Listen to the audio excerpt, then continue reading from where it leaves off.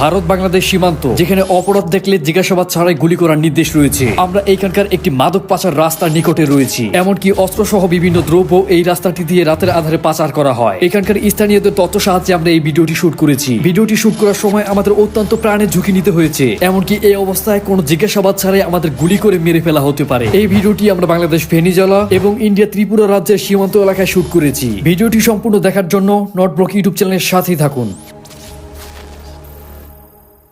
Hello সবাইকে, আমরা এখন দাঁড়িয়ে আছি বাংলাদেশ সীমানার মধ্যে। আপনি অবশ্যই দেখতে পাচ্ছেন একটি পতাকা বাতাসে উঠতেছে। আপনার চোখে দেখা পতাকাটি ইন্ডিয়ার পতাকা। ভারত বাংলাদেশের সীমানার সাক্ষী হিসেবে এই পিলারটিকে বসানো হয়েছে। তারা এই পিলার থেকে 150 গজ ভিতরে কাঁটাতার বাঁধ নির্মাণ করেছেন। তবে বাংলাদেশিদের তারা এই পিলারের সীমানার মধ্যে ঢুকতে নিরুৎসাহিত করেন। আমরা এখন সীমান্তর যে এলাকাটির মধ্যে আছি, এখান দিয়ে রাত হলে সবচেয়ে বেশি অবৈধ দ্রব্য পাচার করা হয়। এই দুই দেশের অবৈধ পাচার পদ্ধতি আমরা সচক্ষে একেবারে নিকট থেকে দেখব। অবশেষে আমরা ভারত ত্রিপুরা রাজ্যের আগরতলা সীমানায় প্রবেশ করলাম। এখন আমরা কাঁটাতার বাঁধ নিকট উদ্দেশ্যে যাত্রা শুরু করেছি। আপনি ইন্ডিয়ার সীমানার মধ্যে যে উঁচু গাছগুলো দেখতে পাচ্ছেন, এইগুলোকে রাবার বৃক্ষ বলা হয়। তাছাড়া লক্ষ্য করলে দেখা যায় সীমানা প্লেয়ার এবং কাঁটাতারের মধ্যে যে 150 গজ জমি রয়েছে, সেই জমির মধ্যে একটি মাত্র বড় কোনো বৃক্ষ নেই এবং আগাছা জাতীয় কোনো বৃক্ষ জন্মালে সেগুলোকে কিছুদিন পর পর আগুন দিয়ে পুড়িয়ে ফেলা হয়, যাতে করে এই জমির মধ্যে কোনো প্রকার লুকিয়ে থাকার স্থান সৃষ্টি না হতে পারে। 1975 সালে ভারত বাংলাদেশ সীমান্তের মধ্যে যে স্বাক্ষরিত হয়, তখন বলা হয় এই 150 গজ জমির মধ্যে কোনো দেশ উন্নয়নমূলক স্থাপনা গড়ার জন্য দুই দেশের সম্মতি গ্রহণ করতে হবে। সুতরাং এই 150 গজ জমি ভারতের হলেও তারা বাংলাদেশের অনুমতি ছাড়া এটি ব্যবহার না করতে প্রতিজ্ঞাবদ্ধ। ভারতীয় সীমান্ত এরিয়া তারা এই বিরল প্রজাতির লাইটটি ব্যবহার করে থাকে, কারণ এই 150 গজ জমিকে আলোকিত করার জন্য এই লাইটটি উপযুক্ত। কয়েক মিটার পরপরই এই লাইটগুলো বসিয়ে রাখা হয়েছে। সে আমাদের বলল গ্রেনেড ছোড়ার ফলে এই গর্তটি নির্মাণ হয়েছে। সীমান্ত নিরাপত্তা কর্মীরা কখনো বিপদ সংকেত দেখতে পেলে তারা গ্রেনেড ব্লাস্ট করেন অথবা আকাশে গুলি ছুড়ে সতর্ক সংকেত দিয়ে থাকেন। আমরা এখন এই সরু রাস্তাটিকে অনুসরণ করে সামনের দিকে আগাচ্ছি।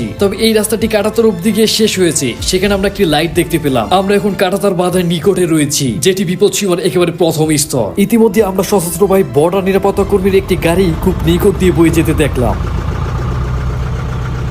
এটি ছিল আমাদের প্রাণহানি ঘটার মতো একটি অত্যন্ত হুমকিহীন মুহূর্ত।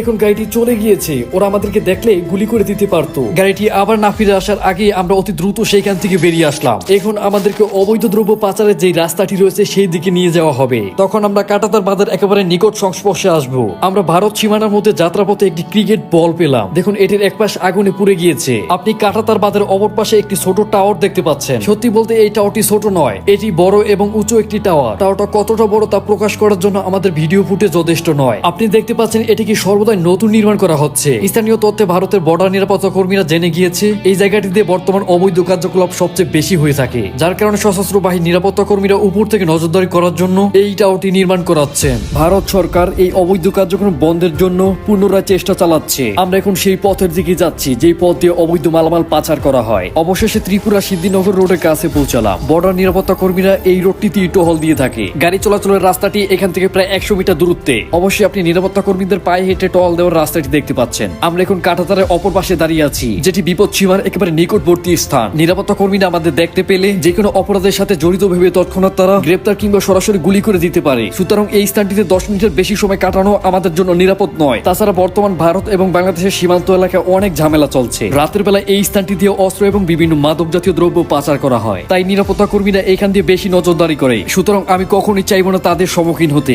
অবশ্যই আপনি বুঝতে পেরেছেন এই স্থানটিতে আমার পক্ষে দাঁড়িয়ে থাকা অত্যন্ত ঝুঁকিপূর্ণ। এখান থেকে গরু এবং কতগুলো রাবার শ্রমিকের দেখা পেয়েছি। আমরা তাদের সাথে সাক্ষাৎ করার কথা কল্পনাও করিনি, কারণ যে কোনো সময় আমরা নিরাপত্তা কর্মীদের নজরে চলে আসতে পারি। নিরাপত্তা কর্মীরা সবসময় এইখান দিয়ে হেঁটে বেড়ায়, তার উৎকৃষ্ট উদাহরণ এই রাস্তাটি। আমরা এই কাঁটাতারটির ভিতরে বৈদ্যুতিক তার দেখেছি, তবে এখন এটির ভিতরে কোনো প্রকার সংযোগ দেওয়া নেই। এই দেখুন বৈদ্যুতিক তার, যেটি সম্পূর্ণ এই বেড়াটি ঘেঁষেই হয়ে গিয়েছে।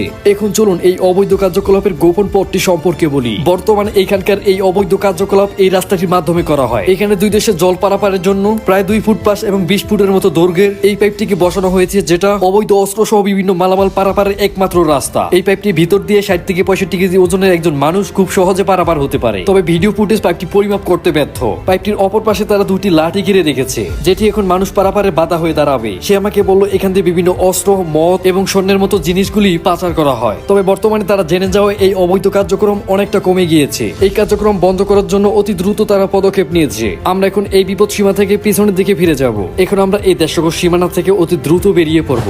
ভারতের আয়তন 32,87,263 বর্গ কিলোমিটার। ভারত 15 আগস্ট 1947 সালে স্বাধীনতা লাভ করেন। ভারতের জাতীয় পতাকাটি 3টি রং এবং একটি চক্র দ্বারা গঠন করা হয়েছে। প্রথম গেরুয়া রং, যেটি ত্যাগ, সাহস এবং জ্ঞানের প্রতীক। সাদা রং শান্তির প্রতীক। সবুজ রং আস্থা, উর্বরতা এবং তরুণের প্রতীক। এবং মধ্যস্থলে থাকা নীল অশোক চক্রটি ভারতের জয় এবং শান্তির ঐক্যকে প্রকাশ করে।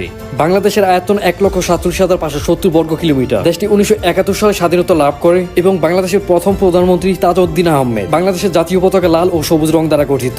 সবুজ রং বাংলাদেশের সবুজ প্রাকৃতি ও তরুণের প্রতীক এবং বৃত্তের লাল রং উদয়মান সূর্য এবং স্বাধীনতা যুদ্ধে আত্মসর্গকারীদের রক্তের প্রতীক। আমরা অবশেষে ভারতের দেশগত সীমানা থেকে বেরিয়ে বাংলাদেশে চলে এসেছি। আপনি পিলারটির নিকটে দেখতে পাচ্ছেন একটি সাদা পতাকা রাখা রয়েছে। ঠিক এরকম ভাবে প্রতিটি পিলারের সাথেই এরকম সাদা পতাকা তারা লাগিয়ে দিয়েছে। এই পতাকাটি অর্থাৎ শান্তি বজায় রাখার জন্য তারা ভারত বাংলাদেশের সীমানা দেশগজের ভিতরে প্রবেশ করতে নিরুৎসাহিত করে থাকেন, যাতে করে কোনো উশৃঙ্খল তৈরি না হয়ে শান্তি বজায় থাকে। মানচিত্র অনুযায়ী আমরা বাংলাদেশের এইখানে রয়েছি। তো এই ভিডিওটি আমরা এখানে শেষ করব। আমাদের এই ডকুমেন্টারি সম্পূর্ণ দেখার জন্য আপনাকে ধন্যবাদ। বন্ধুরা, আমাদের পরবর্তী ভিডিও দেখার জন্য নটব্লক ইউটিউব চ্যানেলটি সাবস্ক্রাইব করতে ভুলবেন না। দেখা হবে নতুন কোনো ভিডিওতে। এতক্ষণ সাথেই ছিলাম নটব্লক টিম।